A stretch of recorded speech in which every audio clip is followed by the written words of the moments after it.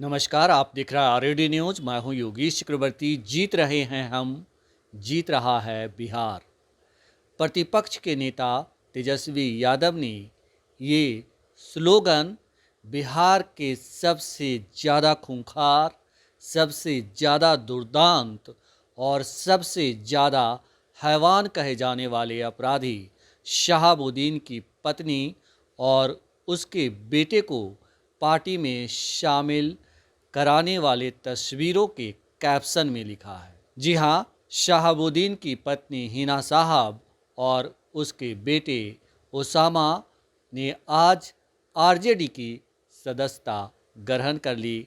काफ़ी सालों के नोक झोंक के बाद आखिरकार हिना साहब और उसके बेटे ने लालू और तेजस्वी यादव के सामने समर्पण कर दिया। शायद ऐसा ही कुछ मजबूरी लालू यादव और तेजस्वी की भी रही होगी कि उन्हें शहाबुद्दीन की पत्नी और ओसामा को अपनाना पड़ा। इसी मसले पर हम बात करने आए हैं एक्स आईपीएस अधिकारी अमिताभ दास जी से।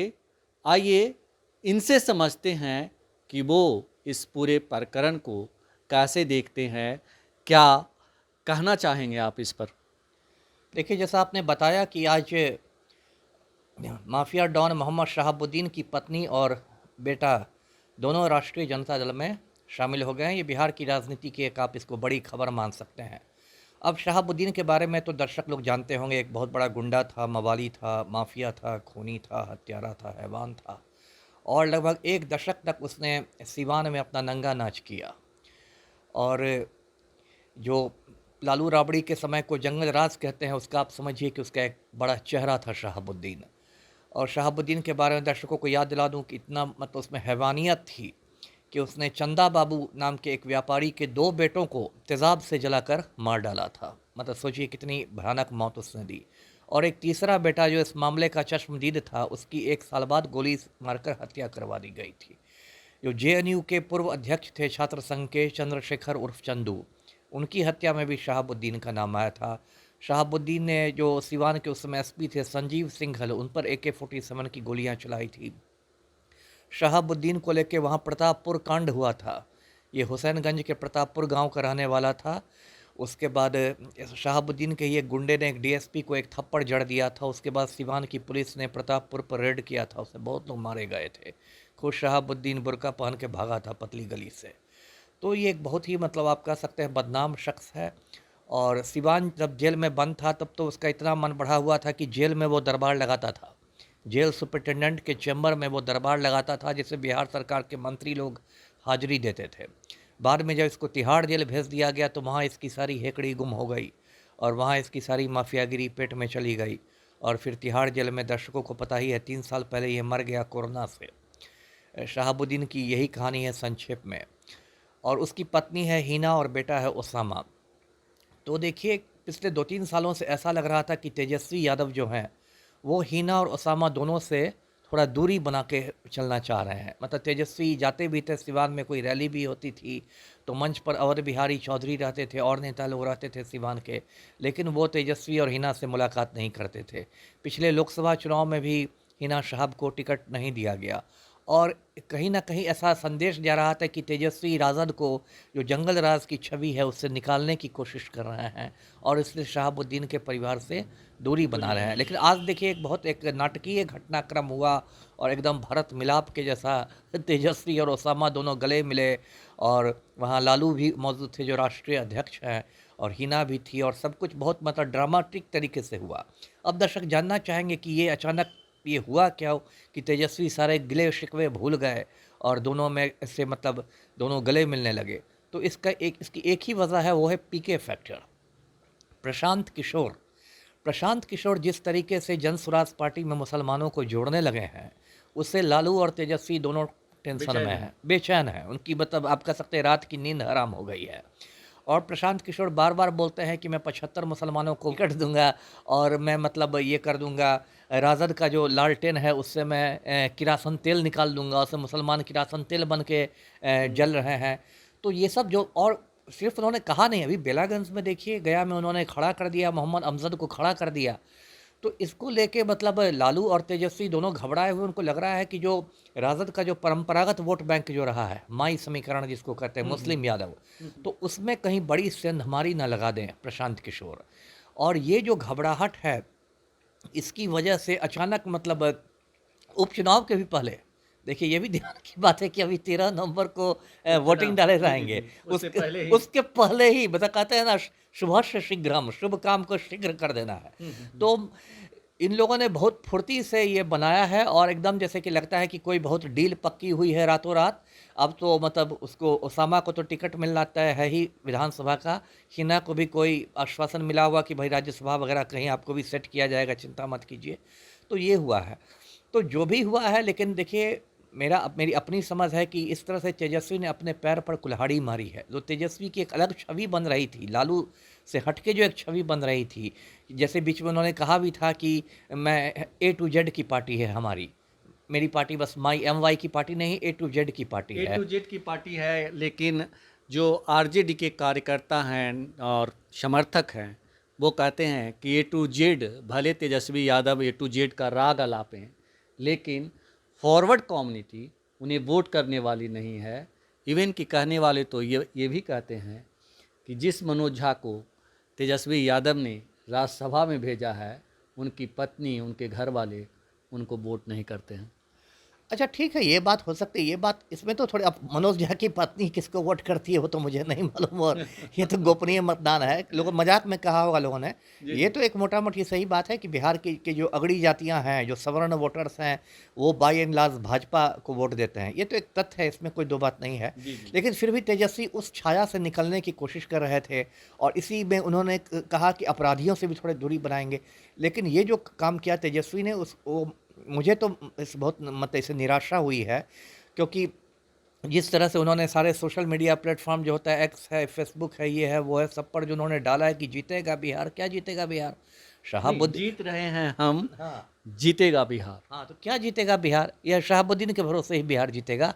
यदि आपको मुसलमानों से ही लोग लाने थे, तो क्या मतलब मुस्लिम समाज में मतलब शरीफ लोगों की कमी हो गई है क्या? क्या आपको घूम फिर के शहाबुद्दीन ही दिखता है? तो ये तो बहुत मतलब इसकी बात है, शर्म की बात है। और इससे तो और जो आपके विपक्षी लोग हैं, उनको हमलावर होने का एक आप मौका दे रहे हैं। सर एक चीज़ जी और है जी कि जिस तरह से आपने कहा कि तेजस्वी यादव के लिए शहाबुद्दीन ही बचा था क्या, लेकिन तेजस्वी यादव इससे पहले अनंत सिंह को भी गले लगा चुके हैं, जिन पर मुन्ना शुक्ला को गले लगा चुके हैं। तो ये कहना कि तेजस्वी यादव जो है अपराध छवि वाले लोगों से दूरी बना रहे हैं, अपनी छवि चमका रहे थे, लालू यादव से हटकर बना रहे थे, ये तो मुझे लगता है कि ये सही नहीं है। नहीं, सही कहा आपने। मुन्ना शुक्ला को उन्होंने वैशाली से टिकट दिया, मुंगेर से अशोक महतो की पत्नी को टिकट दिया। अशोक महतो की तो मतलब शादी करा के उसकी पत्नी को टिकट दिया गया, मतलब मुंह दिखाई में दुल्हन को राजद का टिकट दिया गया। मतलब उसकी शादी भी बहुत ड्रामेटिक तरीके से हुई। अशोक महतो लालू से मिलने आया, लालू ने कहा रे तुम तो सजा याफ्ता है, तुम जल्दी जाओ शादी करो, तुम्हारी पत्नी को देते हैं। तो ये मैं नहीं करा, लेकिन बीच में इस तरह की एक उम्मीद बंधने लगी थी तेजस्वी से, जो अब हम लोग को लग रहा है कि वो मतलब उम्मीद काफ़ी हद तक तोड़ दी है तेजस्वी ने। और वो दिखा रहा है कि मैं भी भाई लालू का लघु संस्करण ही हूँ, है ना, ज़्यादा मुझसे उम्मीद नहीं रखिए। हाथी के दांत खाने के और हैं, दिखाने के और हैं। और इससे क्या मिलेगा? इससे और मतलब आपके चैनल के माध्यम से मैं एक और बताता हूँ दर्शकों को। सिवान में एक और गिरोह है, खान बंधुओं का गिरोह है। उसमें दो खान ब्रदर्स हैं, रईस खान और अयूब खान। ये दोनों पहले शहाबुद्दीन के गिरोह में ही काम करते थे, बाद में कुछ हो गया इन लोग का मनमुटाव, तो इन लोगों ने अलग गिरोह बना लिया, और अक्सर इन लोगों के बीच गोलीबारी होती रहती है। तो अब मैं आपके चैनल के माध्यम से भविष्यवाणी कर रहा हूँ कि बहुत जल्दी देखने को मिलेगा कि ये जो खान बंधु हैं, रईस खान और अयूब खान, ये दोनों मुख्यमंत्री आवास में देखे जाएंगे। इनको पलटू राम मतलब गुलदस्ता देते रहेंगे, और ये पलटू राम के नेतृत्व में एकदम आस्था व्यक्त करते रहेंगे, है ना। तो ये बिहार का देखिए दुर्भाग्य है कि इस हमाम में सब नंगे हैं। ये शहाबुद्दीन का गिरोह राजद के साथ आ गया है आज पूरी तरह से। तो देखिएगा बहुत जल्दी हो सकता है उपचुनाव के भी पहले, जो इन लोगों में फुर्ती दिख रही है, उपचुनाव के पहले ऐसा हो कि वो दोनों जो खान बंधु हैं, रईस खान और अयूब खान, वो दोनों एक अणे मार्ग में बंद कमरे में पलटू राम से गुफ्तगू करने लगे क्योंकि हमारे जो मुख्यमंत्री हैं उनको माफिया से बंद कमरे में गुफ्तगू करने में बहुत आनंद आता है। कभी अनंत सिंह से करते हैं, कभी आनंद मोहन से करते हैं। तो ये बिहार का दुर्भाग्य है, और क्या कहा जा सकता है। ये बताएं सर कि क्या ये तेजस्वी यादव की राजनीतिक मजबूरी है कि वो अपराधियों को गले लगाते हैं? क्या ये नीतीश कुमार की राजनीतिक मजबूरी है कि आनंद मोहन और अनंत सिंह जैसे लोगों को गले लगाने पड़ती है? कि मजबूरी तो लोग एक जस्टिफाई करने के लिए कहते हैं। कम्युनिस्ट पार्टियां ऐसा क्यों नहीं करती हैं? कम्युनिस्ट पार्टियां भी तो बिहार में राजनीति कर रही हैं। इस बार तो भाकपा माले के भी तो 2 सांसद चुने गए हैं, उनके भी तो 10-12 विधायक हैं। तो उनमें तो कोई ऐसा क्रिमिनल नहीं दिखाई देता, या कांग्रेस में कोई ऐसा बड़ा क्रिमिनल नहीं दिखाई देता। कांग्रेस एक बड़ी राष्ट्रीय पार्टी है, तो बिहार में कोई बहुत बड़ा क्रिमिनल तो मुझे कांग्रेस में आज की तारीख में नहीं दिखाई दे रहा, माफिया टाइप का। तो ये सब मजबूरी क्या है? ये जब आप एकदम आपने सोच लिया कि मैं सारे मतलब उसूलों को छोड़ ही दूंगा और बिल्कुल आप चिपका ही रहूँगा, और छोटी छोटी चीज़ों के लिए आप समझौता करने लगे। अब पलटू राम कहते हैं हम ना किसी को फंसाते हैं, हम ना किसी को बचाते हैं, लेकिन राजपूत वोट बैंक में सिंधमारी के लिए उन्होंने आनंद मोहन को जेल से छोड़ दिया, है ना। ये अनंत सिंह के खिलाफ वो हाई कोर्ट के फैसले के खिलाफ सुप्रीम कोर्ट में अपील नहीं करने गए, या लेसी सिंह जैसी विवादित महिला को उन्होंने मिनिस्टर बनाया हुआ है, या अभी मनोरमा देवी को खड़ा किया बेलागंज से। वो एक गाना है ना, नाना करते प्यार तुम्ही से कर बैठे, करना था इनकार मगर इकरार तुम्ही से कर बैठे, वही बात है। तो मैं ये शहाबुद्दीन की पत्नी हिना साहब और उनके बेटे ओसामा और तेजस्वी यादव पर काफ़ी बढ़िया फिट बैठता है, क्योंकि ये दोनों एक दूसरे का विरोध कर रहे थे काफ़ी सालों से, मतलब पिछले कुछ सालों इस से। गाना में थोड़ा एक बदला जा सकता है कि प्यार तुम्ही से कर बैठे को कहा जा सकता है कि पीके दोनों का प्यार करवा बैठे। क्योंकि यदि प्रशांत किशोर का फैक्टर नहीं रहता तो हो सकता है ओसामा और तेजस्वी के बीच इतनी जल्दी प्यार नहीं होता, लेकिन पीके दोनों का प्यार करवा बैठे। आखिर क्या वजह है कि हिना साहब भी तेजस्वी यादव से कुछ उसी अंदाज में दूरी बना रही थी जिस अंदाज में तेजस्वी कह रहे थे? तेजस्वी की जो दूरी बनाने का अंदाज था वो तो समझ में आता है कि वो अपनी छवि चमकाना चाहते थे, पार्टी को अपराधी छवि से मुक्ति दिलाना चाहते थे, लेकिन हिना साहब में वो अकड़ किस बात की थी? नहीं, अकड़ आप उसको कहें या ये कह सकते हैं, मैं तो ये देखता हूँ कि वो बाकी विकल्पों की तलाश में थी। अकड़ से ज़्यादा ये बात थी कि बाकी विकल्प वो तलाश रही थी। हो सकता है उनको अच्छा विकल्प, यदि अच्छा पैकेज मिल जाता तो इसको पैकेज ही कहा जाए, अच्छा पैकेज यदि जदयू से मिल जाता तो हो सकता है वो पलटू राम के साथ चली जाती। मान लीजिए आज की तारीख में जदयू उनको बोल देता कि आपको राज्यसभा हम भेज देंगे और ओसामा को हम विधायक बना देंगे और ये कर देंगे, तो हो सकता है वो पलटू राम के नेतृत्व में उनकी पूरी आस्था हो जाती। बीच में ये भी मतलब ये हल्ला उड़ा था जो ओवैसी की पार्टी है, ऑल इंडिया मजलिस इत्तेहादुल मुसलिमीन, लंबा चौड़ा नाम है। हाँ, AIMIM पतंग छाप। तो बीच में हिना साहब पतंग उड़ाने की भी कोशिश कर रही थी, पतंगबाजी में भी उनकी दिलचस्पी जग गई थी, लेकिन फिर वही बात है, सौदा पक्का नहीं हुआ तो फिर पतंग की डोर टूट गई। तो ये सब अकड़ से ज़्यादा होता है कि लोग यहाँ पर ज़्यादातर नेता, हिना साहब की बात क्यों कहे, 99% नेता जो है वो डगरा के बैगन है ना। कोई उनकी वैचारिक प्रतिबद्धता नहीं है, अवसरवादी लोग, मौका परस्त लोग, इधर से उधर उधर से इधर। तो वो विकल्प तलाश रही थी, लेकिन जदयू में और ओवैसी की पार्टी, इन सब में कोई उनको बहुत अच्छा पैकेज नहीं मिला, कोई अच्छा विकल्प नहीं मिला। तो आप इसको कह सकते हैं लौट के बुद्धू घर को आए वाली बात कह सकते हैं आप इसको, कि फिर अंत में वहीं पहुंची, है ना। जी।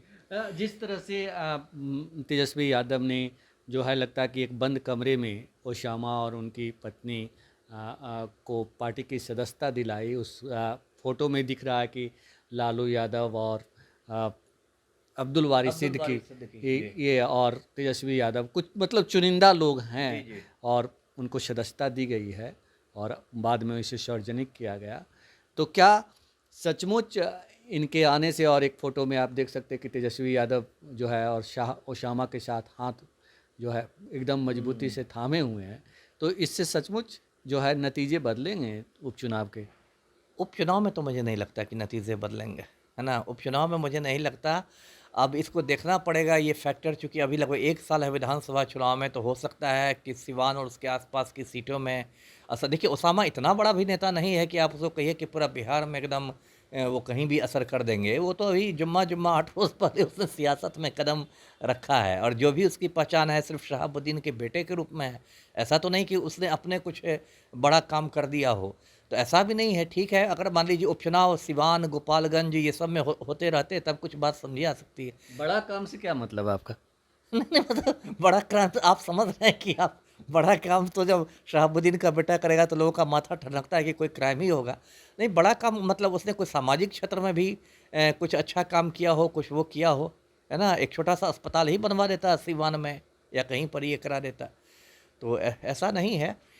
मुझे नहीं जश्न लगता देने वाले उपचुनाव में लोग अस्पताल भी बनाते हैं क्या? क्यों नहीं बनवाते हैं? 70 चूहे खाकर भी बिल्ली हँस को करती है, हँस पर जाती है ना? जख्म भी देंगे, अस्पताल भी बनाएँगे। चेहरा भी तो चमकाना है राजनीति में। जी, जी। राजनीति में चेहरा भी ना चमकाना है। जितने बाबा लोग हैं सब तो मोक्ष की ही बात करते रहते हैं। जी। आपने कहा कि बिहार का दुर्भाग्य है जी, बिल्कुल। कि इस तरह की सियासत होती है, कभी उसके तरफ तो कभी उसके तरफ, कभी वो गले लगाते हैं तो कभी ये गले लगाते हैं। मतलब कि जो अपराधी छवि के व्यक्ति हैं उनको हर कोई गले लगाने के लिए आतुर रहता है। बिल्कुल। लेकिन सबसे बड़ी बात है कि बिहार की जनता में एक मेंटेलिटी ये भी है कि जो जितना बड़ा क्रिमिनल है वो उतना बड़ा भगवान है उनकी नज़र में। वो तो अब तो आपने असली बात कह दी। जो असली दोषी है वो तो जनता है। जो बिहार की जनता है, या बिहार क्या कहें, बस बिहार को क्यों कहा जाए, कश्मीर से कन्याकुमारी तक यही हालत है मोटा मोटी, कि वो जो जनता है वो अपनी बिरादरी के गुंडे मवालियों को एक हीरो बना के देखती है ना? हो सकता है लॉरेंस बिश्नोई आज बिश्नोई समाज का हीरो बन गया हो, या हो सकता है उससे भी बड़े समाज, पूरे हिंदू समाज का हीरो राष्ट्रीय बना, राष्ट्रीय है ना? राष्ट्र पूरा धर्म हो गया। सनातन धर्म का ही रक्षक बन के पैदा हुआ। बताइए, सनातन धर्म कभी स्वामी विवेकानंद के सहारे था, आज बिश्नोई के सहारे। तो ये तो बीमारी पूरे देश में हो गई है। बिहार के संदर्भ में हम बात करें तो आप देखते होंगे, मैंने पढ़े लिखे भूमिहारों को देखा है अनंत सिंह की दलाली करते हुए। मैंने पढ़े लिखे राजपूतों को देखा है आनंद मोहन की दलाली करते हुए। मैंने पढ़े लिखे मुसलमानों को देखा है शहाबुद्दीन की दलाली करते हुए। और जब क्राइम बढ़ेगा तो सब बैठ के नेहरू जी को क्रिटिसाइज करेंगे। एक नेहरू जी है ना इस देश में, कुछ भी हो, है ना, कश्मीर की समस्या हो या कल्लू राम का कब्जियत हो, नेहरू जी, है ना, एक नेहरू जी ब्लेम करने के लिए लोगों ने रखा हुआ है। मोदी जी कहीं नहीं है। नहीं ना, मोदी जी तो अब वो तो विश्व गुरु बना रहे हैं देश को। और नीतीश कुमार? नीतीश कुमार तो खैर अब भारत रत्न देने का उनका होर्डिंग लगा हुआ है पटना में तो अब उनको लोग तो भारत रत्न देने की मांग तो लालू यादव के लिए भी के की। लिए भी हुआ है, क्यों नहीं होगी? जब नीतीश के लिए, पलटू के लिए हो सकती है तो चालाक खाने के वाले के लिए भी हो सकती है, किसी के लिए हो सकती है।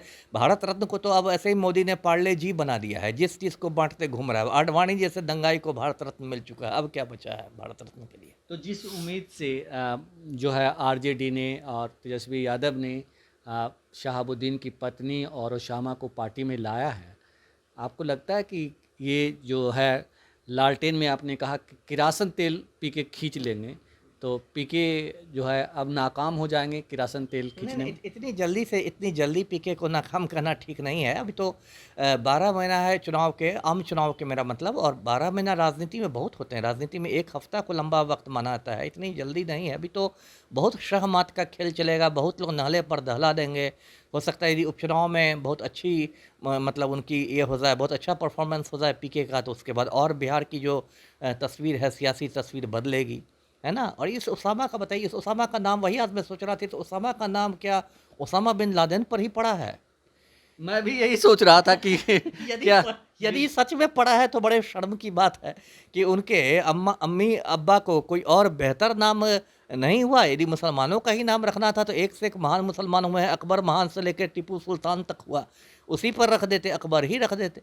ये क्या एक आतंक, क्योंकि और मैंने किसी का उसामा बिन लादेन को छोड़ के मैंने इसी उसामा का नाम सुना है ना? तो मेरा तो माथा ये भी ठनक रहा है, क्योंकि जितनी इसकी उम्र हो गई, 25, 26, 27 जितने का हो, उतना ही साल पहले ओसामा बिन लादेन मतलब मारा गया था और बहुत चर्चा में था। वो 9/11 का हमला सब किया है। जी जी। तो लगता है कि इसके मतलब नाम की प्रेरणा भी लगता है किसी आतंकवादी से ही ली गई है। ये भी एक शोध का विषय है। जी। तो सुना है आपने, ओसामा का नाम शोध का विषय है, और शोध का विषय ये भी है कि तेजस्वी यादव ने जिस सोच के साथ शहाबुद्दीन की पत्नी हिना साहब और उनके बेटे ओसामा को पार्टी में एंट्री दी है, उससे उन्हें कितनी कामयाबी मिलेगी आने वाले दिनों में।